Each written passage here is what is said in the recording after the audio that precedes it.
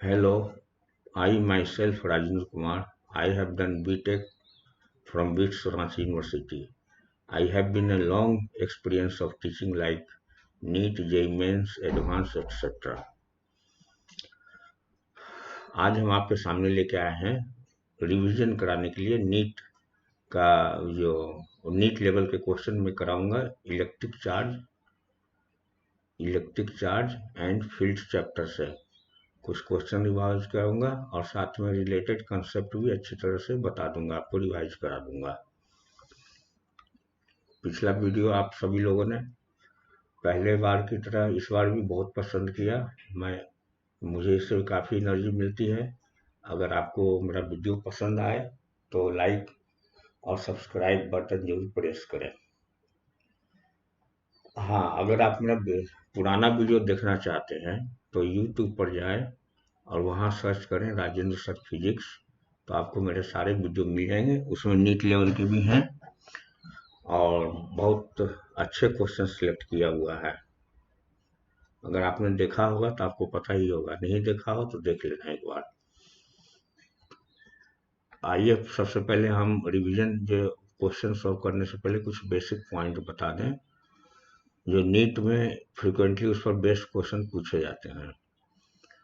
अब आते हैं वेक्टर एडिशन पर।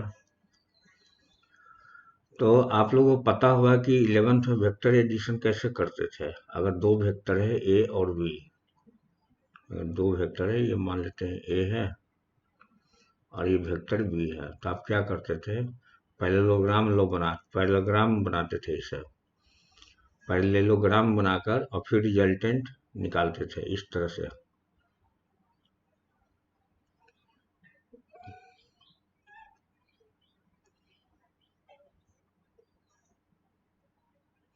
जी, और पैरेललोग्राम का जो डायगोनल होता था वो रिजल्टेंट को रिप्रेजेंट करता था। ये सब आपने पढ़ी है, आज मैं इसे रिवाइज करा दूं। एक बात हमेशा कभी कंफ्यूज मत होना, वेक्टर चाहे किसी भी एंगल पर हो, दो वेक्टर चाहे किसी भी एंगल पर हो, लेकिन हर हाल में वेक्टर सम इस तरह लिखा है, जैसे ए और बी वेक्टर के लिए है तो R is equal to A plus B लिखा जाता है। इसका मतलब ये नहीं है कि मैग्नीट्यूड भी R is equal to A plus B है। ये नहीं कि आपने देखा वेक्टर ये 5 यूनिट है, ये 7 यूनिट है तो इसे 12 यूनिट कर दिया। सिर्फ एक केस में ऐसा होता है, बाकी किसी केस में ऐसा नहीं होता। इसके लिए ट्रायंगल लॉ या पैरेललोग्राम लॉ के अनुसार जो है रिजल्ट निकाला जाता है। अब यहाँ पर देखिए केस रिजल्टेंट को आप जानते हैं कैसे निकाला जाता है, वो फार्मूला है ए स्क्वायर। अगर दो वेक्टर हैं ए प्लस बी, जैसे यहाँ पर दो वेक्टर ए प्लस बी है, तो रिजल्टेंट क्या होगा, रिजल्टेंट जो है इस फार्मूले द्वारा दिया जाता है, इस फार्मूले द्वारा निकाला जाता है। A square plus B square plus 2ab cos theta. Okay, यहाँ थीटा जो है एंगल बिटवीन टू वेक्टर, दोनों वेक्टर के बीच की एंगल ही है। अच्छा, अगर मान लेते हैं कि थीटा 0 है, पहला केस थीटा 0 है, तो इसका मतलब क्या हुआ, दोनों वेक्टर जो है पैरेलल हैं एक दूसरे के या कोलिनियर हैं। ठीक, अगर वेक्टर ए है, ये वेक्टर बी है, दोनों के बीच थीटा क्या है, 0। इस केस में क्या होता है, ए स्क्वायर रूट, रिजल्टेंट क्या होगा, root over A square plus B square plus 2ab, और कॉस थीटा यहाँ कितना हो गया, 1 हो गया, क्योंकि कॉस 0 डिग्री 1 होता है, तो ये 1 हो गया। तो ये क्या हो जाएगा, A plus B whole square, square root हटाएंगे तो रिजल्टेंट हो जाएगा ए प्लस बी। तो देखिए यहाँ पर ये आ गया, ट्रू हुआ। मतलब सिर्फ अगर थीटा इक्वल टू 0 डिग्री हो तभी R is equal to magnitude में ए प्लस बी होगा, राइट। अच्छा, अब मान लेते हैं वेक्टर ए और वेक्टर बी इक्वल है, तो उस केस में आर क्या हो जाएगा, R is equal to F plus F, यानी 2f होगा। जो यहाँ लिखा हुआ है। हेलो, अब सेकंड केस आप देखें। इसमें थीटा इक्वल टू 90 डिग्री हमने लिया है, तो कॉस 90 डिग्री क्या होगा, 0। तो ये पोर्शन तो 0 हो जाएगा। 2ab कॉस थीटा जो आता है रिजल्टेंट में, ये 0 हो जाएगा। तो क्या बच जाएगा, A square plus B square. अगर ए और बी दोनों इक्वल हो और दोनों किसी फोर्स एफ के इक्वल हो तो दोनों हो जाएगा एफ स्क्वायर।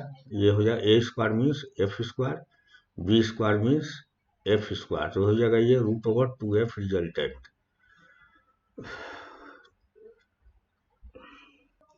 हाँ, इसमें एक बहुत ही विशेष बात मैं बताने जा रहा हूँ। रिजल्टेंट के लिए जो मैं अभी बता रहा था कि कैसे निकालते हैं कि दोनों के पैरेलल ड्रॉ करके, ये तो सही है, लेकिन आप हर जगह थोड़े ना ड्रॉ करते रहेंगे पैरेललोग्राम और तब निकालेंगे रिजल्टेंट। आप ऐसे देखिए, एक तो रिजल्टेंट ये हो गया अगर थीटा इक्वल टू 90 डिग्री हो तो। अब यहाँ पर दोनों फोर्स, दोनों वेक्टर इक्वल हैं, दोनों वेक्टर हमने एफ फोर्स के रूप में लिया है। अगर ये दोनों इक्वल है तो रिजल्टेंट जो होगा दोनों के बीचों बीच से होकर जाएगा। जैसे यहाँ पर हमने सिलेक्ट किया है कि थीटा कितना है, 90 डिग्री, राइट। अगर थीटा 90 डिग्री है तो अल्फा क्या हो जाएगा, 90 डिग्री अपॉन 2 यानी 45 डिग्री, राइट। तो आपको मैग्नीट्यूड भी पता चल गया, R is equal to 2f। और रिजल्टेंट कितना एंगल एक फोर्स वेक्टर के साथ बनाता है, 45 डिग्री। अब आगे देखें,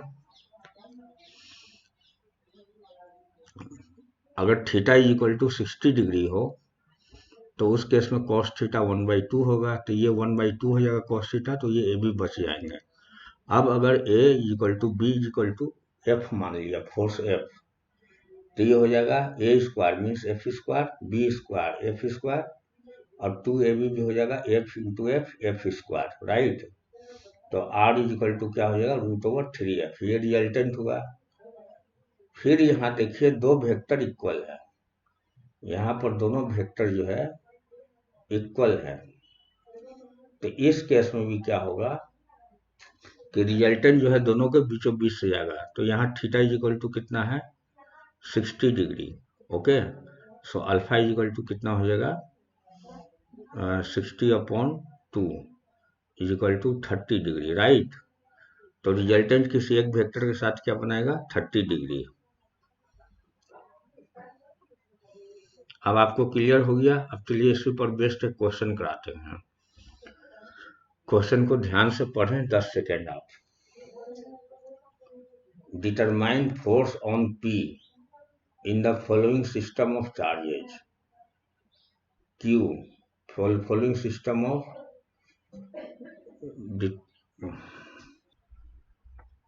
in the following system of charges Q kept at vertices of an equilateral triangle of side A. तो हमें डिटरमाइन क्या करना है, फोर्स ऑन P, मतलब इस पॉइंट पर। तो यहाँ पर ये इक्विलेटरल ट्रायंगल है, जैसा बताया गया इक्विलेटरल ट्रायंगल। तो ये एंगल कितना हो जाएगा, 60 डिग्री। सभी 60 डिग्री होंगे, ये भी 60 डिग्री और ये भी 60 डिग्री होंगे, राइट। अब यहाँ पर चार्ज क्यों रखा है और ये चार्ज क्यों रखा है, तो दोनों के लाइन ऑफ ज्वाइनिंग से होकर रिजल्टेंट पास करेगी। तो ये हो जाएगा, एक सेकंड, ये हो जाएगा इस तरह से, और दूसरा जो होगा Q और इस Q के बीच में रिजल्टेंट इस तरह से हो गए,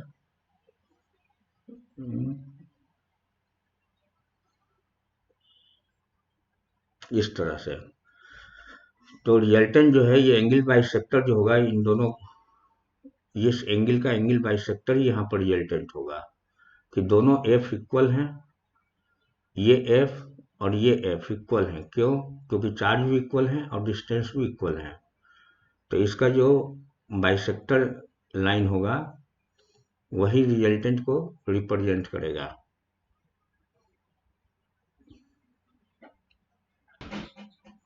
तो ये जो एंगल बाइसेक्टर लाइन हमने ड्रॉ किया है, यही आपको रिजल्टेंट बताएगा। तो क्या होना चाहिए यहाँ पर, अगर ये 60 डिग्री है, 60 डिग्री है, तो ये जो है कौन सा केस हो गया, यहाँ पर थीटा क्या है, 60 डिग्री, दोनों फोर्स इक्वल हैं। तो अभी अभी जो बताया है वही केस अप्लाई होगा। थीटा इक्वल टू 60 डिग्री है तो cos theta equal to 1/2, resultant आया r√3f, और रिजल्टेंट पास करेगा दोनों के बीचों बीच से। तो वही चीज यहाँ है, ये रिजल्टेंट हो गया, दोनों फोर्स वेक्टर के बीचों बीच से पास करेगा। और इस रिजल्टेंट की वैल्यू कितनी होगी, इस रिजल्टेंट की वैल्यू कितनी होगी, तो वो जो हम निकालेंगे, रिजल्टेंट फोर्स क्या होगा, r=√3f, राइट। अब r=√3f होगा तो √3 इंटू एफ की वैल्यू आपको पता है, के Q1 Q2 r², तो Q1 और Q2 दोनों इक्वल है, Q के बराबर है, तो r KQ² by distance square. तो ये हो गया, यानी आंसर हमारा ये हो गया। तो तुरंत बन गई ना देखते ही। हाँ, एक मेथड और बता देता हूँ, कभी कभी क्या होता है कंपोनेंट लेकर सॉल्व करते हैं। जैसे यहाँ पर एक बार रिवाइज करा दूँ, जैसे ये वेक्टर मान लेते हैं एफ है, ठीक, ये लाइन ज्वाइनिंग है, वेक्टर एफ से लाइन, वेक्टर एफ के टेल से होकर पास करता है ये पॉइंट। तो यहाँ पर कंपोनेंट लेंगे जिसके साथ थीटा बनाता है, तो ये एफ कॉस थीटा होगा, और इसके ठीक परपेंडिकुलर कंपोनेंट क्या होगा, F sine theta. Perpendicular means theta इस लाइन के परपेंडिकुलर नहीं, इस लाइन के परपेंडिकुलर नहीं, इस लाइन के परपेंडिकुलर, एफ कॉस थीटा के परपेंडिकुलर। तो यहाँ देखिए कि यहाँ कर सकते थे, एफ जिसके साथ थीटा बनाता है वहाँ कॉस थीटा कंपोनेंट आएगा। तो मान लीजिए जैसे ये 30 डिग्री होगा, ये तो पता चल गया ये 30 डिग्री होगा, इधर भी ये 30 डिग्री होगा, टोटल एंगल 60 डिग्री है। तो हाँ, तो ये भी 30 डिग्री होंगे। अब इसका कंपोनेंट इधर की ओर है, तो ये क्या है, एफ है, तो एफ क्या हो जाएगा, यहाँ एक सेकेंड, ये थोड़ा कंजेस्टेड हो गई है, इसको आर को हटा दें, और यहाँ पर डायरेक्ट ये एफ है, तो थीटा जिस तरफ है उधर एफ कॉस थीटा, ये हो गया एफ कॉस थीटा, और इसके परपेंडिकुलर साइड में हो जाएगा एफ साइन थीटा, और ये एफ का भी इधर एफ कॉस थीटा होगा, तो दोनों मिलकर 2 हो गया, 2f कॉस थीटा हो गया रिजल्टेंट। और यहाँ एक परपेंडिकुलर कंपोनेंट हुआ एफ साइन थीटा, तो ये एफ साइन थीटा और F sine theta equal and opposite होने के कारण कैंसिल हो गया, तो रिजल्टेंट बच गया 2f कॉस थीटा। तो यहाँ रिजल्टेंट क्या होगा, इसको हटा देते हैं, ये पहले की कैलकुलेशन की हुई है, ये अभी का मैं कर रहा हूँ, इसको ये 2f के लिए ये देखना यहाँ पर है, तो r=2f कॉस थीटा, ओके। तो यहाँ हो जाएगा 2f cos 30 degree, cos 30 degree, तो ये हो जाएगा √2f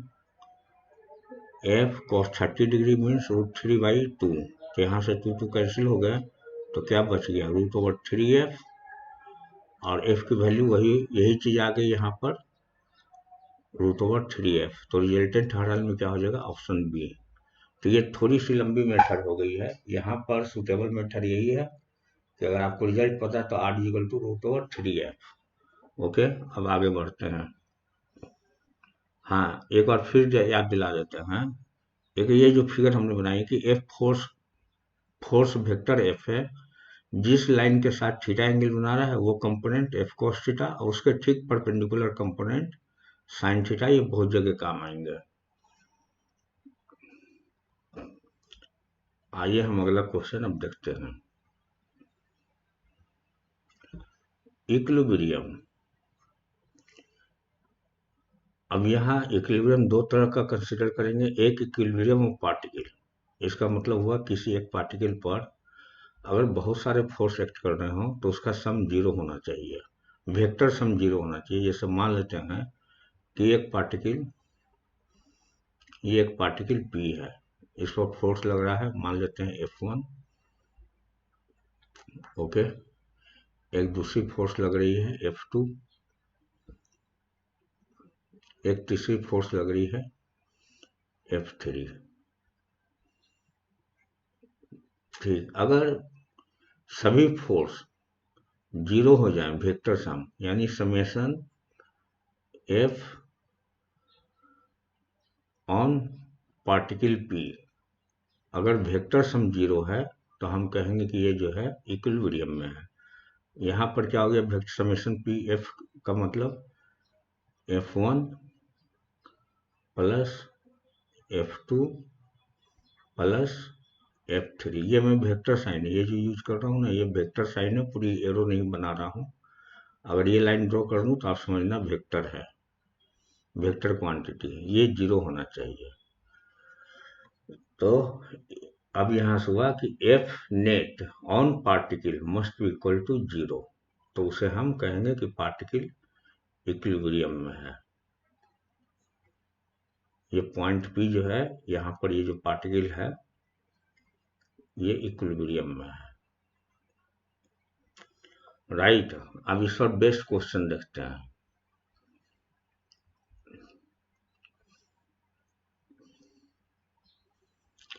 In the following cases, find the position of third charge particle Q3 for its equilibrium। तो इसमें कहा जा रहा है कि Q3 का पोजीशन क्या होगा, या इस तरह से पढ़े, what should be the position of charge Q3 so that net force experienced by Q3 is zero। तो मतलब केवल Q3 यहाँ पर तीन पार्टिकल है, एक जिसका चार्ज E है, एक दूसरा चार्ज 4E है, और तीसरा Q3 जो अननोन है उसकी वैल्यू कितनी है। तो Q3 को कहाँ प्लेस करें कि Q3 इक्विलिब्रियम में हो, पूरी नहीं, E और 4E के बारे में नहीं कर रहे हैं, सिर्फ जो है कहा जा रहा है Q3 के बारे में। तो चलिए इसमें चार क्वेश्चन इसी टाइप के हैं, अलग अलग सॉल्व करना है। ये अलग क्वेश्चन है, ये अलग क्वेश्चन है, ये अलग है, ये अलग है। तो एक क्वेश्चन ये मैं सिलेक्ट करके आपको सॉल्व करके बताता हूँ। तो मान लीजिए इस क्वेश्चन में देखें, इसमें वही क्वेश्चन है, सिर्फ फर्स्ट पार्ट हमने एक्सेप्ट किया है, वही है, find the position of third charge particle Q3 for its equilibrium,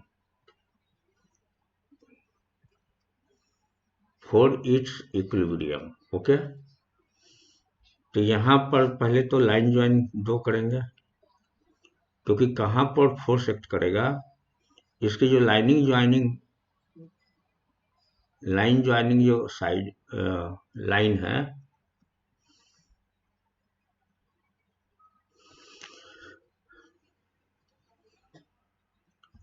तो ये लाइन ज्वाइनिंग टू चार्जेज, इसको फर्स्ट चार्ज मान लेते हैं हम, इसको सेकंड चार्ज मान लेते हैं, और थर्ड चार्ज हमारा क्या हो गया, Q3।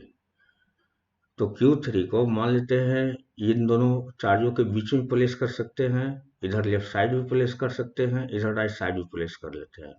तो चलिए लेफ्ट साइड हम प्लेस करके देखते हैं चार्ज को। तो मान लेते हैं ये यहाँ पर हमने Q3 को प्लेस किया।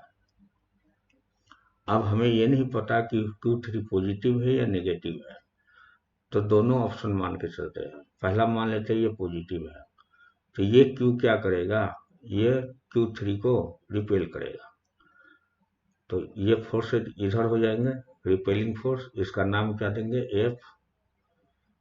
चार्ज नंबर 3 है ये, और किसके कारण है,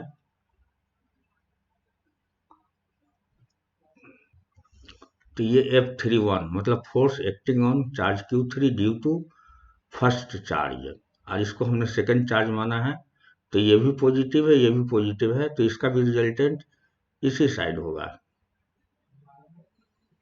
जी, इसका भी रिजल्टेंट इसी साइड होगा, ये हो जाएगा F32। तो ये कभी जीरो हो सकता है? दोनों अगर सेम डायरेक्शन में तो जीरो नहीं हो सकता। अब मान लेते हैं सेकंड केस मानते हैं हम इसमें, यानी जीरो नहीं हो सकता, यानी इक्विलिब्रियम पॉइंट नहीं है Q3 के लिए। ये position is not suitable for equilibrium of particle Q3, charge Q3। तब अब नेगेटिव चार्ज लेके कंसीडर करते हैं।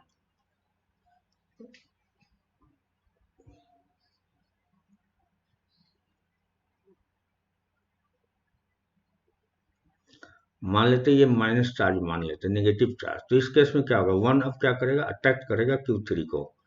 तो ये जो फोर्स इधर थी, ये अब इस साइड हो जाएगी फोर्स 1 के तरफ, और 4D भी क्या करेगा, अट्रैक्ट करेगा, वही इसी तरफ हो गया। यानी किसी भी पोजीशन में ये पॉसिबिलिटी नहीं है। चलिए नेक्स्ट ऑप्शन देखते हैं। अगर इस साइड नहीं है तो फिर इस साइड भी पॉसिबल नहीं है।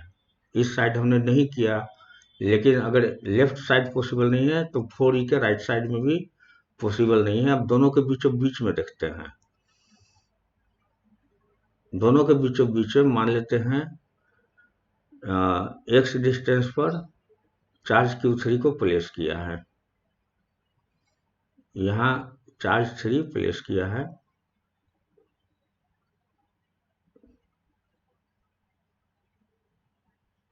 Q3 को।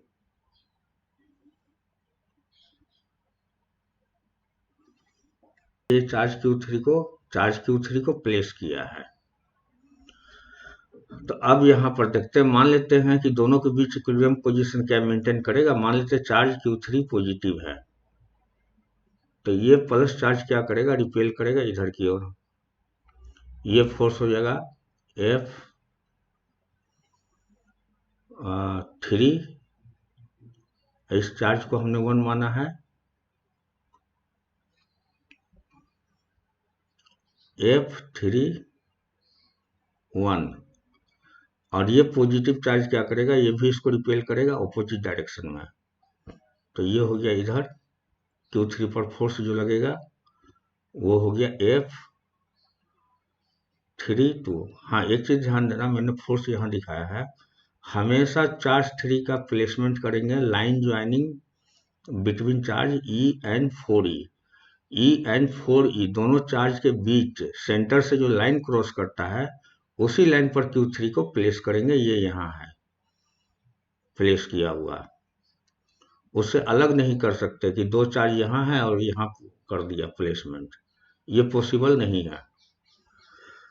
तो अब ये फोर्स इधर एक्ट कर रहा है, ये इधर एक्ट कर रहा है, ठीक। तो दोनों फोर्स इक्वल एंड अपोजिट होंगे। तो F32 इक्वल टू F31। अब आपको याद रखने के लिए एक तरीका बता देते हैं। ऐसा खेल फोर्स क्या होगा, इसी 32 को देकर कर सकते हैं। F(Q) इंटू Q, ये क्या है 3 है, तो Q3 into Q2 divided by R32। ये कन्वेंशन है लिखने का, इससे कंफ्यूजन नहीं होती है। डायरेक्ट नहीं लेकर एक स्टेप हमने बढ़ा दिया। यहाँ पर डायरेक्ट, यहाँ पर कांस्टेंट K है, यहाँ पर भी क्या होगा 3(1) का मतलब Q3 into Q1, okay, divided by R31 square, right. तब अब हम इसकी वैल्यू पुट करेंगे। तो चलिए यहाँ आ जाते हैं। यहाँ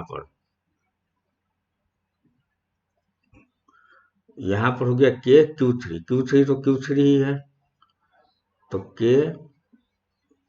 Q3 इंटू Q2 क्या है, Q2 ये सेकंड चार्ज ही है और ये फर्स्ट चार्ज था हमने कंसीडर जो किया था। तो ये हो गया 4E, Q3E 4E, right, divided by distance R32, 32 मतलब T3 और 2 पॉइंट के बीच में, तो 3 एंड 2 पॉइंट के बीच में ये क्या हो गया डिस्टेंस, ये हो जाएगा, अगर ये x है तो ये d माइनस एक्स हो जाएगा, तो टोटल डिस्टेंस x है, तो ये हो जाएगा d माइनस एक्स, तो ये हो जाएगा d minus X whole square is equal to के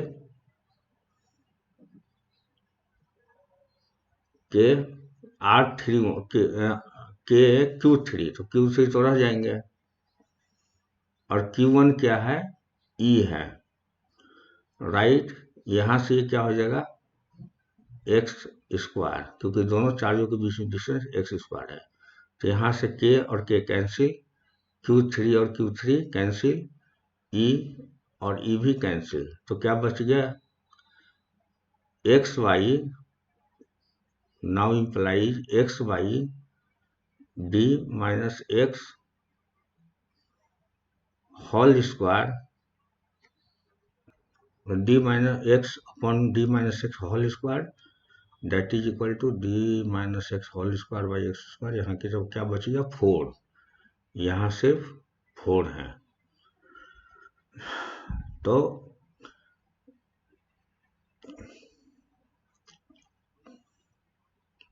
x by D minus x क्या होंगे, is equal two plus minus √4 is equal two plus minus 2।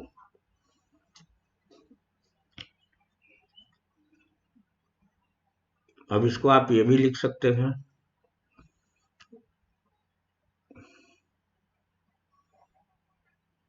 ये कुछ गलत हो गया, एक्स स्क्वायर नहीं, ये थोड़ी सी मिस्टेक हो गई यहाँ पर, ये लाइन में ओमिट करता हूँ, थोड़ा एक सेंटर है, हाँ न्यूमरेटर डिनोमिनेटर का, हाँ ये थोड़ी सी गलती हो गई।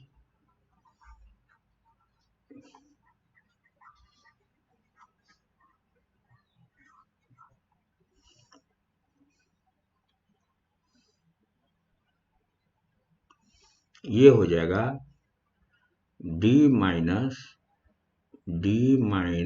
X upon X whole square, अगर रूट हटा स्क्वायर इज इक्वल टू 4। ठीक, जब इसको सॉल्व करेंगे तो आपको दो वैल्यू आएंगे, x is equal to d/3 positive sign, क्योंकि ये रूट अगर हटाएंगे तो ये प्लस माइनस 2 हो जाएगा, तो एक बार प्लस सिलेक्ट करेंगे, एक बार माइनस सिलेक्ट करेंगे, x और एक हो जाएगा x is equal to minus D, right. तो सही आंसर क्या होना चाहिए, ये होना चाहिए, क्योंकि हमने इसके बीच में इस साइड का पॉजिटिव x कंसिडर किया था। अब ये जो x is equal to minus D है, वो यहाँ हो जाता है कहीं बहुत दूर, इधर की ओर x is equal to minus D होता है। तो पहले मैं बता चुका हूँ कि आउटसाइड नहीं होगा इक्विलिब्रियम पोजीशन, ये नहीं हो सकता, यानी कि ये भी पॉसिबल नहीं है। तो x equal to d/3 is the right answer. ये पोजीशन हो गया थर्ड पार्टिकल का, तो इस पॉइंट पर पार्टिकल जो है इक्विलिब्रियम में रहेगा। तो यहाँ लिख देते हैं 4 equilibrium of charge Q3, it should be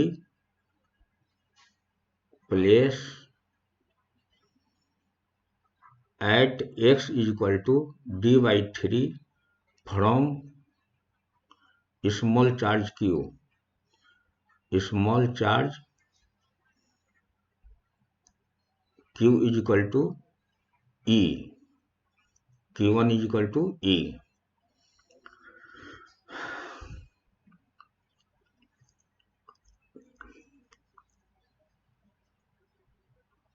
इसको हटा दें, ये आपको समझाने के लिए मैंने इतना बताया था, ठीक। बस ये x की वैल्यू d/3 आ गई।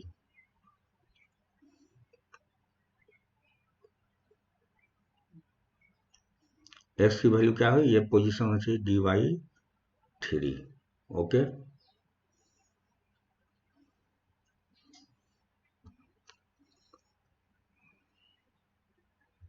अच्छा अब उसी में एक क्वेश्चन और दिया हुआ है।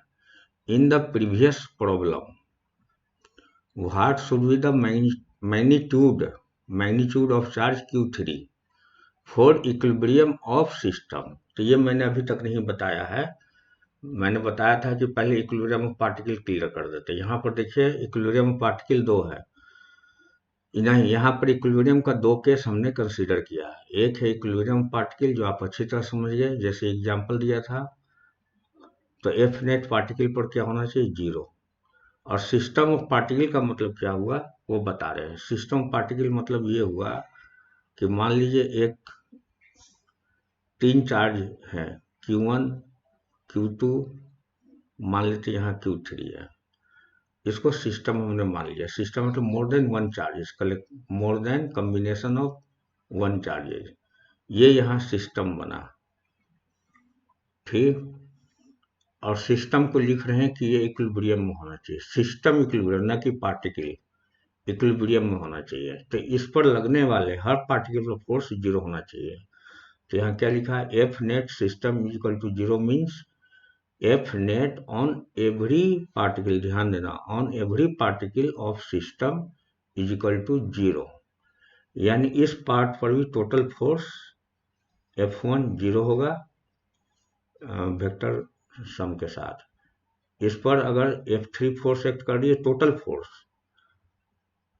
तो ये जीरो होना चाहिए। और Q2 पर भी F2 टोटल फोर्स क्या होना चाहिए, जीरो। तब आते हैं यहाँ, हाँ एक चीज और इसको पढ़ लें। If a system is in equilibrium then, ये डाइन लिखा है, ये देन होगा, then every constituent particle of that system will also be in equilibrium। अगर सिस्टम इक्विलिब्रियम है तो सिस्टम के अंदर जितने भी पार्टिकल्स हैं उन सभी पर फोर्स जीरो होना चाहिए, अलग अलग। तब इस क्वेश्चन के अनुसार Q3 की मैग्नीट्यूड पता लगाना है ताकि इक्विलिब्रियम ऑफ सिस्टम हो। तो पहले सिस्टम बनाए तीन चार्ज का। चलिए ये हमने लाइन ड्रॉ किया और थोड़ा आगे तक कर दे। ठीक, मान लेते यहाँ पर चार्ज 1 है जिसकी वैल्यू क्या है, E है। यहाँ पर चार्ज 2 है, चार्ज पार्टिकल 2 है जिसकी वैल्यू कितनी है, 4E। अब Q3 को कहाँ प्लेस करें और उसकी मैग्नीट्यूड क्या ना होना चाहिए, तो प्लेस कहाँ करें, Q3 भी तो इक्विलिब्रियम में होना चाहिए। तो Q3 को यहाँ प्लेस किए x is equal to dy3 position पर। अब इस पॉइंट पर Q3 हो गया। ओके, तो तीन चार्ज है 1 Q3 एंड 2। अगर ये पूरी सिस्टम इक्विलिब्रियम में है तो हर पार्टिकल पर फोर्स जीरो होगा। यानी F E पर जितने फोर्स लग रहे हैं उसका वेक्टर सम क्या होना चाहिए, zero. F 4E, F 4E पर जितने फोर्स लग रहे हैं उन सब का सम क्या होना चाहिए, जीरो। और Q3 पर तो ऑलरेडी है ये जीरो, समेशन Q3, एक में समेशन F Q3, ये भी जीरो होना चाहिए। चलिए आप समझ गए। कोई एक कंडीशन सिलेक्ट करते हैं हम।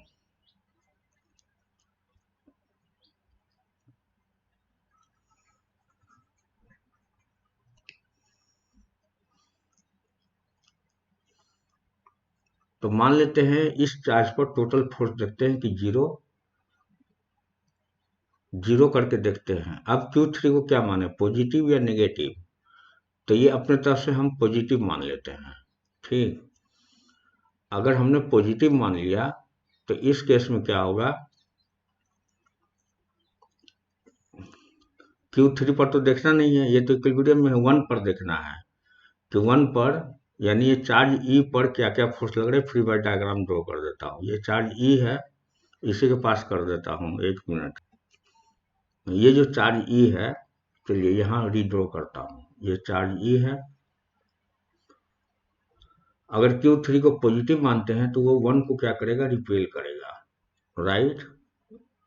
इसे हम F13 फोर्स मान लेते हैं। अच्छा, अब ये चार्ज Q क्या करेगा, 4E। अगर ये पॉजिटिव है Q3 के कारण तो हो गया, ये क्या करेगा, E पर, ये भी रिपेल करेगा, ठीक। यहाँ पर ये भी रिपेल कर रहा है, ठीक। ये F charge on 1 first particle due to 2, तो दोनों का वेक्टर सम क्या होना चाहिए, 0। एक बार फिर से ध्यान करें, ये पॉजिटिव है और Q3 को पॉजिटिव माना है, तो ये रिपेल करेंगे इस साइड में, राइट। ये भी पॉजिटिव है, 4E भी पॉजिटिव है, ये भी पॉजिटिव है, इसलिए इधर की ओर होंगे। दोनों सेम डायरेक्शन में फिलहाल बता रहे हैं, जो पॉसिबल नहीं है, क्योंकि इक्विलिब्रियम के लिए जरूरी है कि दोनों इक्वल एंड अपोजिट हो, तो वेक्टर सम के थ्रू दिखा देते हैं, डायरेक्ट नहीं मान रहे हैं, वो अपने आप आ जाएगा। तो यहाँ लिखेंगे F13 plus F12 that must be equal to 0। तो F13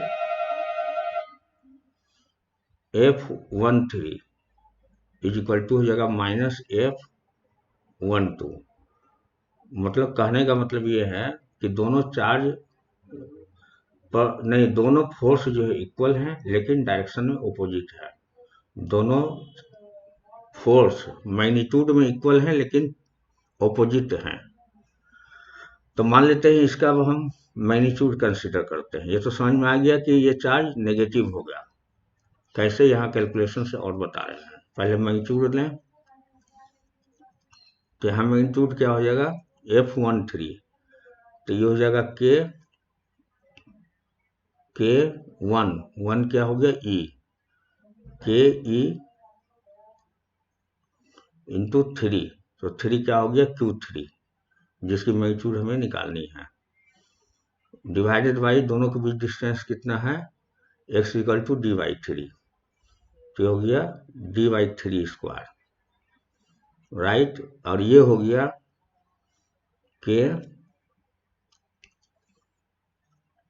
F1 मतलब KE इंटू 4E बाई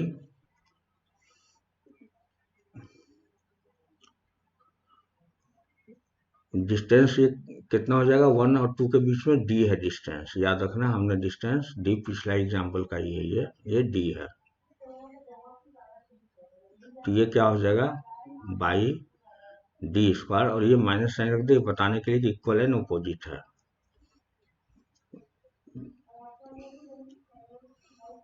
अच्छा,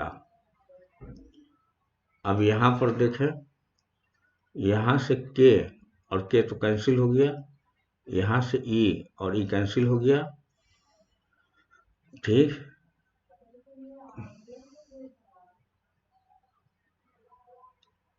और D² कैंसिल हो गया, तो ये हो गया Q3 D/3² मतलब 9Q3, ये हो जाएंगे 9Q3 that is equal to minus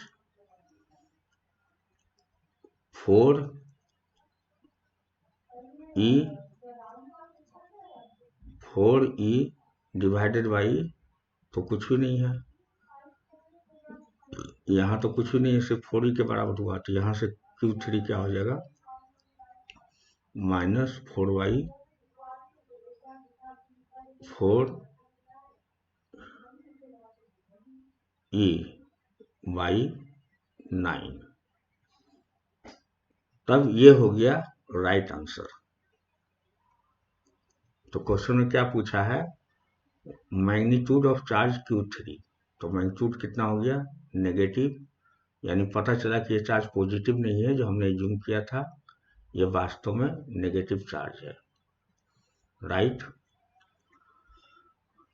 और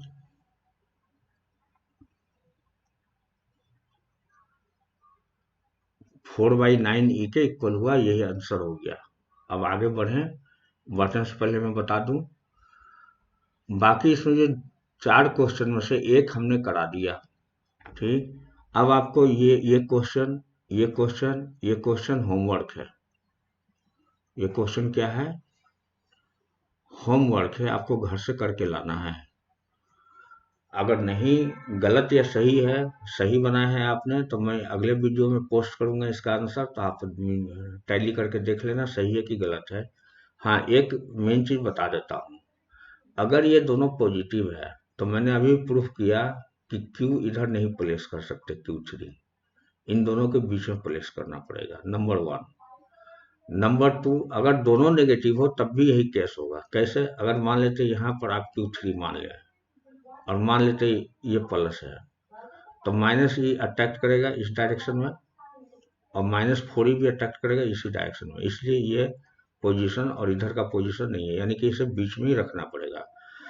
तो चाहे चार्ज पॉजिटिव हो, ये दोनों ई और 4 पॉजिटिव हो या दोनों नेगेटिव हो, तो लाइनिंग ज्वाइनिंग दो चार्जेस हैं उनके बीच में नहीं रखकर साइड में अगर रखते हैं तो इक्विलिब्रियम Q3 का नहीं होता है, इसे बीच में रखना पड़ेगा हमेशा, यहाँ भी यहीं रखना पड़ेगा Q3, ठीक है। हाँ, अगर एक पॉजिटिव और एक नेगेटिव हो तो इस केस में आउटसाइड आप रख सकते हैं, और किधर, स्मॉलर चार्ज की तरफ, तो ये बैलेंस में रहेगा, तीनों फोर्स इक्विलिब्रियम में रहेंगे, तीनों चार्ज पार्टिकल इक्विलिब्रियम में रहेंगे, E-4E और Q3 तीनों इक्विलिब्रियम में रहेंगे।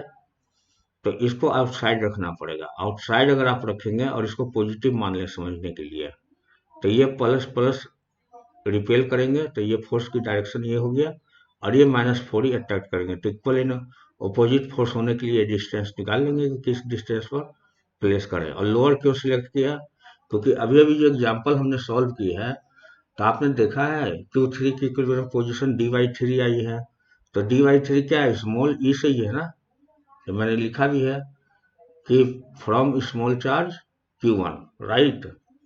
तो अब आप सॉल्व कर लेना।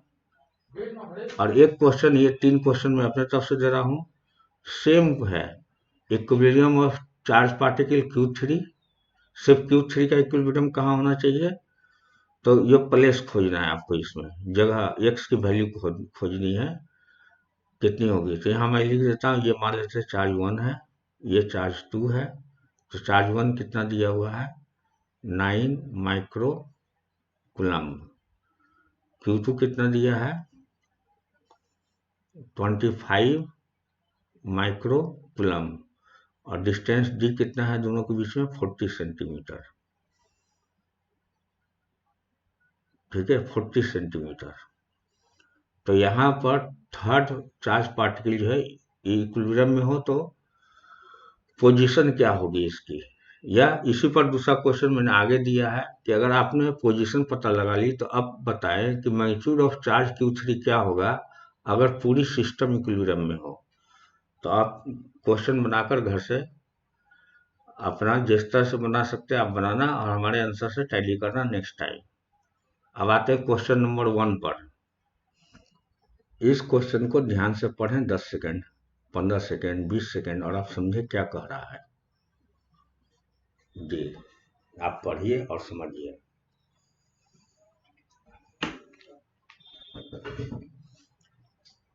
यहाँ कहा जा रहा है कि 4 चार्जेज है इक्वल टू -Q, कहाँ प्लेस किए गए, at 4 corner of a square, सही है, and a charge Q is place at इस सेंटर, सेंटर मतलब जो स्क्वायर है स्क्वायर के सेंटर पर है। इफ सिस्टम इज इक्विलिब्रियम, अगर सिस्टम इक्विलिब्रियम में है तो वैल्यू ऑफ Q क्या होगा, ये तो हमें मेरे ख्याल से आपसे भी, आप लोगों से बन जाएगा, क्योंकि आपने समझ लिया अगर सिस्टम इक्विलिब्रियम में है तो प्रत्येक चार्ज पार्टिकल पर फोर्स 0 होना चाहिए। चलिए मैं इसे आगे सॉल्व करके बताता हूँ। मैं सबसे पहले एक स्क्वायर ड्रॉ करता हूँ।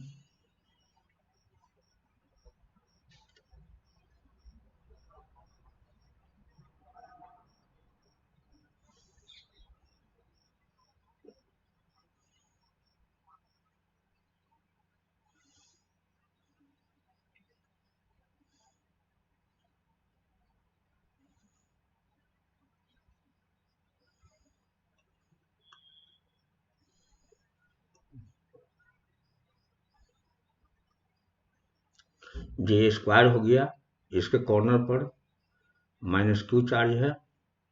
इसके वर्टेक्स पर यहाँ एक चार्ज पार्टिकल तो यहाँ हो गई, एक चार्ज पार्टिकल यहाँ हो जाएगा। तो ये हो गया -q, एक इस वर्टेक्स पर, -q एक इस वर्टेक्स पर, -q। अब फिफ्थ चार्ज इसके सेंटर पर है, तो सेंटर निकालने के लिए दोनों डायगोनल को कट कराते हैं। ठीक,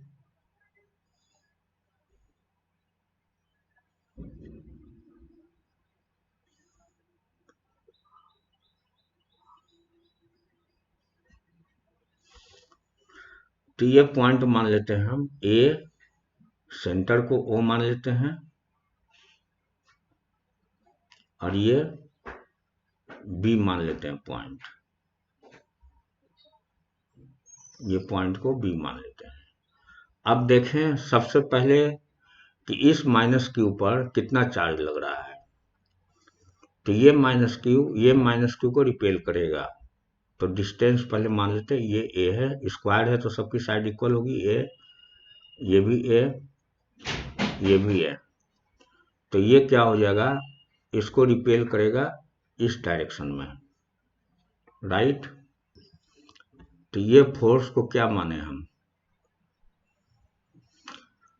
तो ये इसे मान लें कि q को रिपेल कर रहा है F1 फोर्स के साथ, राइट।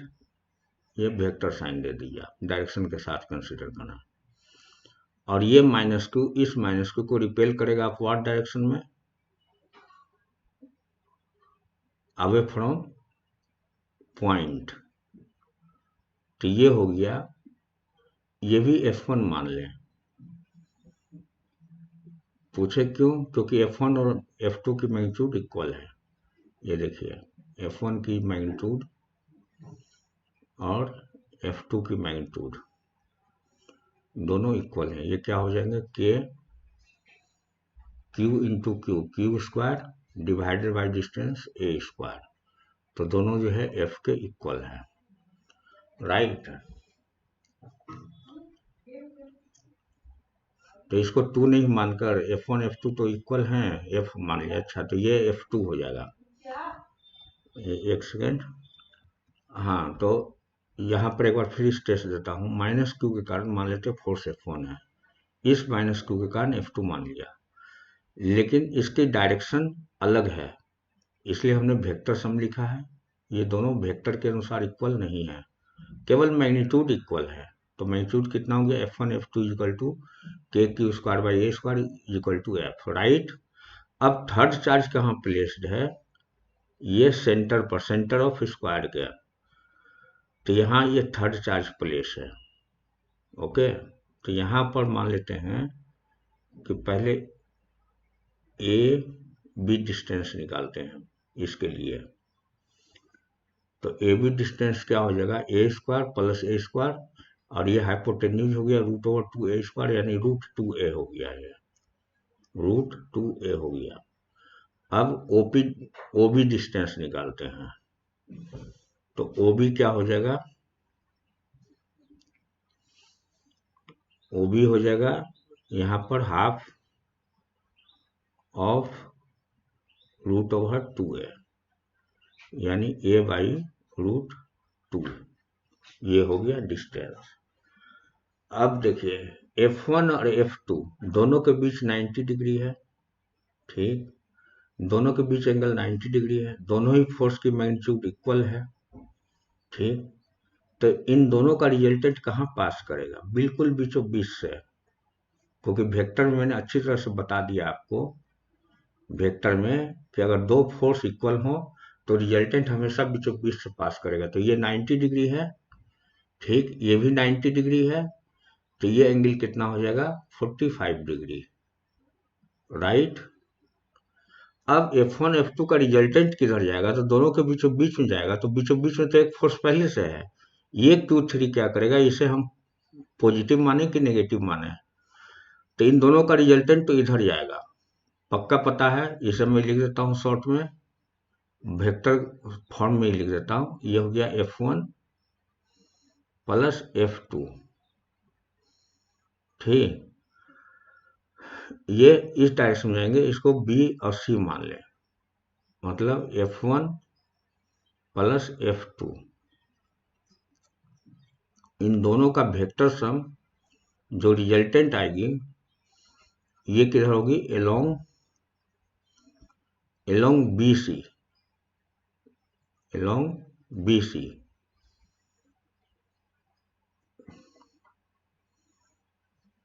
एलोंग BC आएगी। तो Q3 को अगर पॉजिटिव मानते तो ये नेगेटिव को अट्रैक्ट करेगा, तो नेगेटिव ही मानना चाहिए। अगर पॉजिटिव मानेंगे,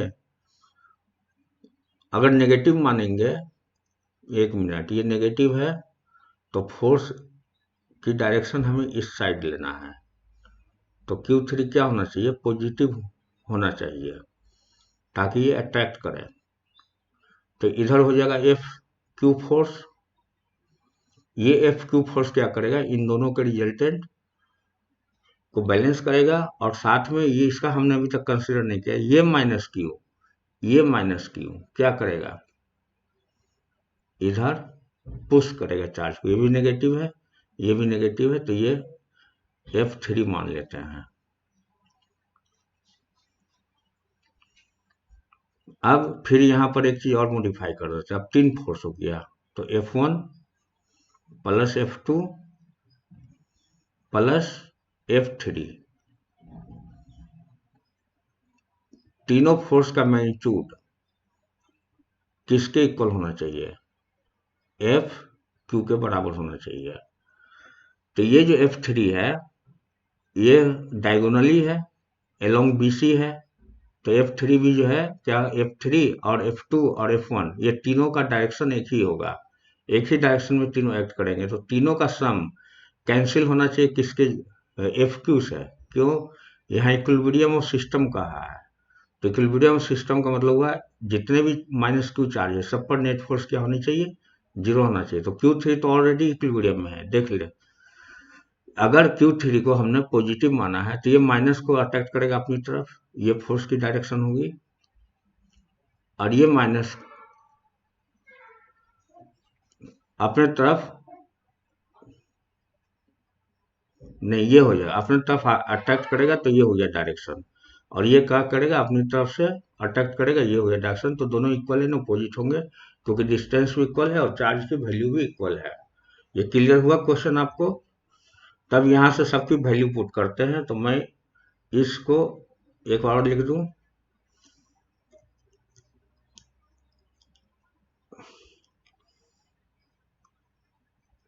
नेक्स्ट पेज पर चलते हैं। तो FQ इज इक्वल टू क्या हो गया? Magnitude of F1 plus magnitude of F2 plus magnitude of F3, right. FQ जो है, FQ फोर्स, तो ये चार्ज Q3 और माइनस Q के बीच में है, तो इसको ड्रॉ करें हम, तो ये हो जाएगा KQ इंटू Q3, एक सेकेंड, Q3 नहीं है, सिर्फ Q है, ये हर जगह Q3 में लिखता आ रहा हूं, सॉरी फॉर। हाँ, तो ये हो जाएगा KQ, Q बाई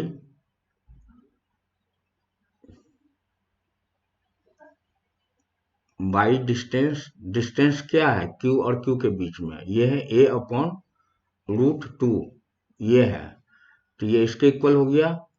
और ये मैग्नीट्यूड निकालना है, तो पहले तो ये F1 और F2 दोनों इक्वल हैं, और दोनों के मैग्नीट्यूड सिर्फ F1 और F2 के लिखे हैं, तो F1 की मैग्नीट्यूड प्लस F2 की मैग्नीट्यूड, ये कितना हो जाएगा 2F, ये कितना हो जाएगा 2F। और ये कौन सा केस होगा, 90 डिग्री प्रोजेक्ट कर रहा है, तो ये जानिए ये क्या हो जाएगा, इसकी वैल्यू √2F।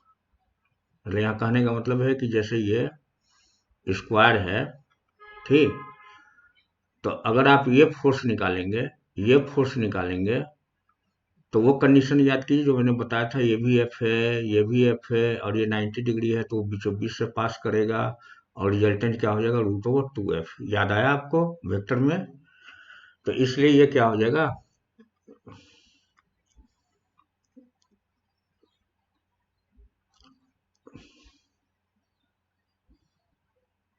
ये हो गया √2F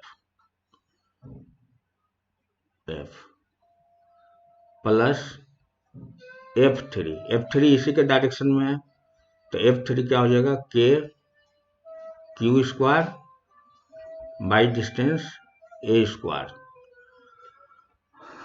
is equal to √2 into F। तो F क्या हो जाएगा, यही हो जाएगा, ये भी KQ² बाई A²। अच्छा, ये होगा √2 का होल स्क्वायर। डिस्टेंस फिर दोबारा देखें, क्योंकि ये डायगोनल है, ये जो F3 की वैल्यू हमने यहाँ रखी है, ये डायगोनल है, और डायगोनल की लेंथ कितना है 2√2²। इसको मैं हटा रहा हूँ, दोबारा लिख दे रहा हूँ। चलिए इसको और आसान मेथड से बना देते हैं। F1 प्लस F2 का रिजल्टेंट तो आपको समझ में अच्छी तरह से आ गया, √2F है, राइट। और F3 का रिजल्टेंट, F3 मान लेते हैं डायरेक्ट, क्यों, क्योंकि अब ये रिजल्टेंट और ये along same direction, along same direction है, सेम डायरेक्शन, राइट। तो यहां से अब KQ into Q divided by A/√2 whole square, ठीक, ये हो गया √2F। F क्या है आपको अभी बता देते हैं, F1 या F2 किसके बराबर है, KQ² A²। तो ये हो जाएगा KQ² बाई A², और ये डायगोनल साइड में है F3, तो इसका डिस्टेंस सिर्फ अलग हो जाएगा, तो ये हो जाएगा KQ² बाई डायगोनल लेंथ कितना है √2A होल स्क्वायर। अब यहाँ से क्या क्या कैंसिल हो रहे हैं, ये A से कैंसिल हो जाएंगे, ये A² कैंसिल हो जाएंगे, K कैंसिल हो जाएंगे, ठीक, और ये Q, एक Q को कैंसिल कर देगा, एक Q को कैंसिल कर दिया, तो अब यहाँ पर क्या बचा, यहाँ पर 1/√2 को ऊपर अगर ले जाएंगे तो कितना हो जाएगा 2Q, तो ये क्या हो जाएगा 2Q इज इक्वल टू, ये हो जाएगा, ये तो कैंसिल हो चुका है, तो ये हो जाएगा √2 capital Q plus capital Q upon 2, क्योंकि ये तो एक कैंसिल हो चुका है, ये इतना हुआ। अब यहाँ से Q/2 जो है कॉमन ले रहा हूं मैं, तो Q/2 अगर कॉमन लेंगे, ये हो जाएगा 1 प्लस 2√2, ठीक। अब आगे देखें यहाँ पर, तो Q की वैल्यू क्या हो जाएगी, यहाँ से 2 को, इस 2 को यहाँ ले जाएंगे हम, तो क्या हो जाएगा Q/4 T हो गया Q/4, ओके, और 1 + 2√2। तो कौन, ये हो गया आंसर। क्या क्वेश्चन पूछा था, एक बार फिर एक बार देख लें कि सिस्टम के इक्विलिब्रियम के लिए वैल्यू ऑफ Q क्या होगा। ये वैल्यू ऑफ Q पूछा था। तो देखिए नेगेटिव तो हो नहीं सकता है, क्योंकि अगर यहाँ नेगेटिव रखते तो रिपेल करता है इसी डायरेक्शन में। ये सारे फोर्स इसमें हो जाते तो कैंसिल किससे होते, एक ही डायरेक्शन में, इसलिए हमने पहले जूम कर दिया था ये पॉजिटिव है। तो ये आंसर तो होगा नहीं, ये आंसर हो नहीं सकता है। अब ये आंसर होगा, ये होगा, तो हमारा आंसर कौन सा आया, ये आया है Q/4 1 + 2√2। क्लियर है आपको कंसेप्ट? था, मैंने इसमें थोड़ा सा ज्यादा टाइम लग गया एक्सप्लेन करने में। इस पर भी हम एक बात बोलना चाहते हैं, practice makes a man perfect. अगर आप बार बार प्रैक्टिस कर रहे हैं क्वेश्चन का, और हर तरह का क्वेश्चन आप सोल्व कर रहे हैं, थ्योरी को बार बार रिवाइज कर रहे हैं, तो एक समय आपको बहुत इजी लगने लगेंगे। अब आते हैं क्वेश्चन नंबर 2 पर। इस क्वेश्चन को आप ध्यान से पढ़ें। 2 point charges +8Q and -Q are located at x = 0, x = L. The location of a point on the x-axis at which the net electric field due to these 2 point charges is 0. मतलब कोई ऐसा point select करना है 8Q और -2Q के line में, line of joining पर select करना है ऐसा पॉइंट जो नल पॉइंट हो। नल पॉइंट मतलब जहां पर दो चार्जेज, ये जो दो चार्जेज हैं इसकी फील्ड 0 होनी चाहिए। तो आपको पता है कि अगर चार्ज प्लस है तो फील्ड क्या रहती है, अवे। फील्ड क्या होती है, अवे। अगर नेगेटिव चार्ज है तो टुवार्ड्स इस साइड होता है इलेक्ट्रिक फील्ड, नेगेटिव के तरफ। ये तो बहुत आसान क्वेश्चन है, ये तो यूं ही बन जाएंगे।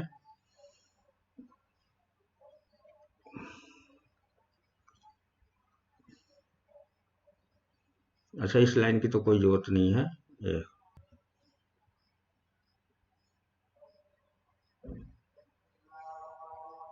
ये ओरिजिन है, मान लेते हैं यहाँ x = 0 है, तो यहाँ पर चार्ज क्या प्लेस किया हुआ है, -8Q + 8Q है।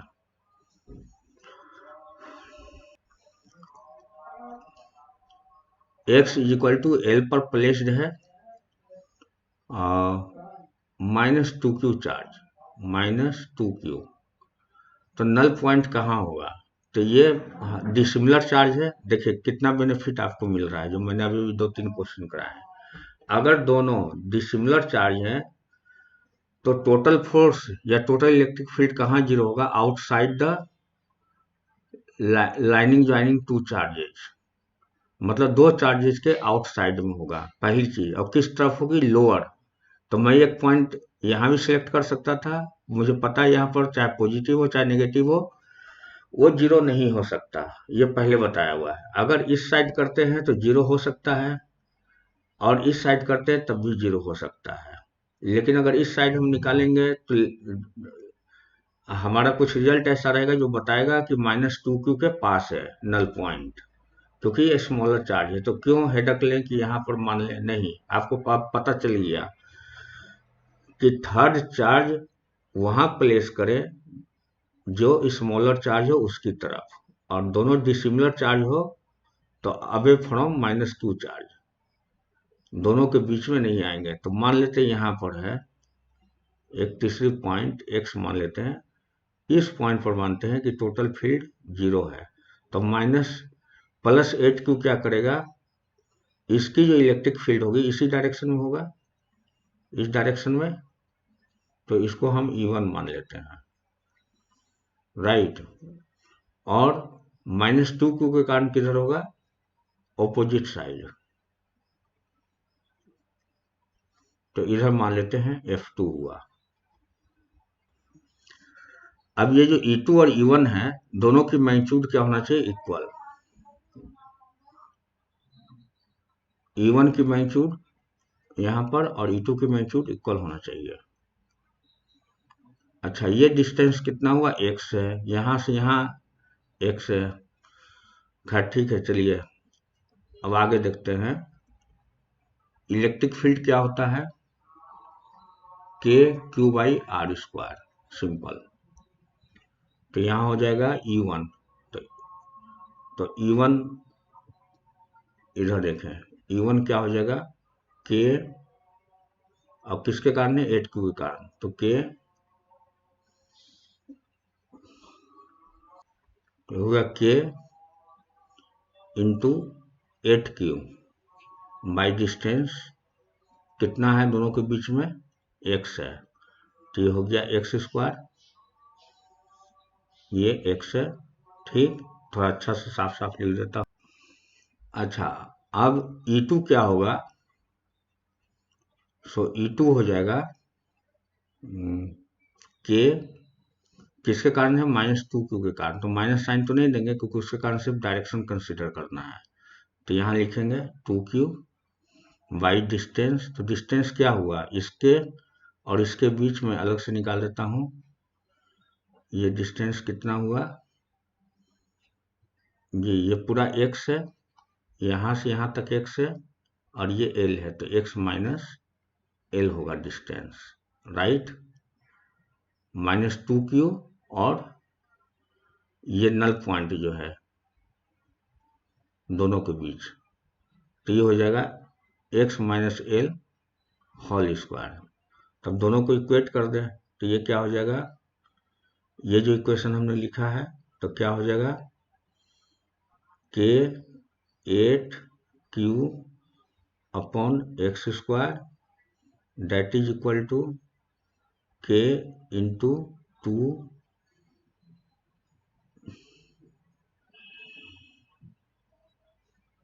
के इंटू 2Q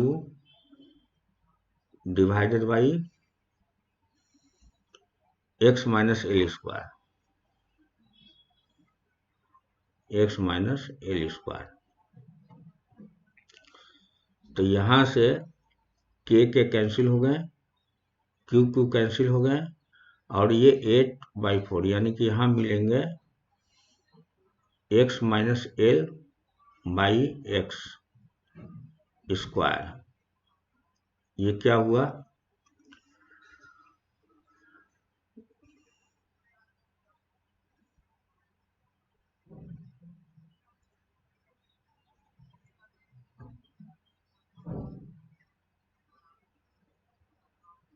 थोड़ा लिखने में कुछ मिस्टेक हुई है, मैं थोड़ा चेक कर लेता हूं। तो x minus L by x, ये क्या हो जाएगा, x माइनस एल इधर आ जाएंगे, अपॉन एक्स स्क्वायर हो जाएगा, तो ये आ जाएगा 2/4 यानी 2/8 आएंगे, तो ये हो जाएगा 1/4। अब अगर स्क्वायर हटाते हैं तो ये हो जाएगा x minus L by X is equal to 1/2, negative sign न ले रूट के बाहर, क्योंकि हमने पॉइंट फिक्स कर दिया है कि नल पॉइंट कहाँ होगा, जहाँ इलेक्ट्रिक फील्ड जीरो है वो यहाँ पर है नल पॉइंट, तो उसको कंसीडर करके किया है, इसलिए नेगेटिव लेने की जरूरत नहीं है। अब यहाँ से देखें आंसर, तो ये हो जाएगा x अपॉन एक्स, तो 1 minus L by X is equal to 1/2। तो एल बाई एक्स कितना हो जाएगा, यहाँ से एल बाई एक्स इधर आ जाएंगे, तो ये 1 माइनस 1/2 इज इक्वल टू 1/2। तो यहाँ से which implies X is equal to क्या हो जाएंगे, 2l। Okay, so right option is 2l। अच्छा, अब हमने आपको बहुत सारे क्वेश्चन होमवर्क के रूप में दिए हैं। इसमें मान लीजिए क्या है, होमवर्क है आपका, ये होमवर्क है, ये क्वेश्चन सॉल्व करने हैं, और भी आगे हैं। ये नेक्स्ट क्वेश्चन, ये भी होमवर्क है, ये भी होमवर्क, ये भी होमवर्क, और ये भी होमवर्क।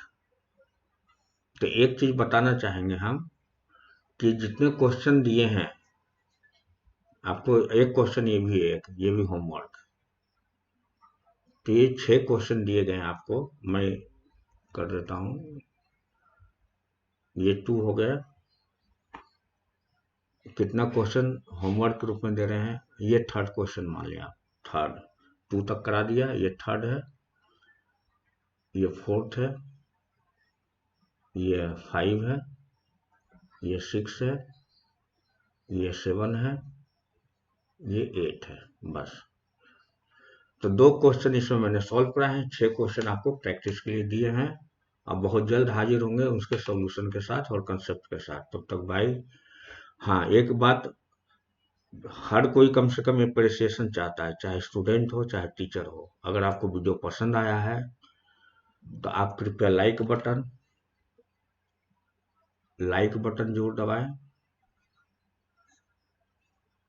और बेल आइकॉन दबाकर, बेल आइकॉन प्रेस करके सब्सक्रिप्शन जोड़ लें, सब्सक्रिप्शन जोड़ लें।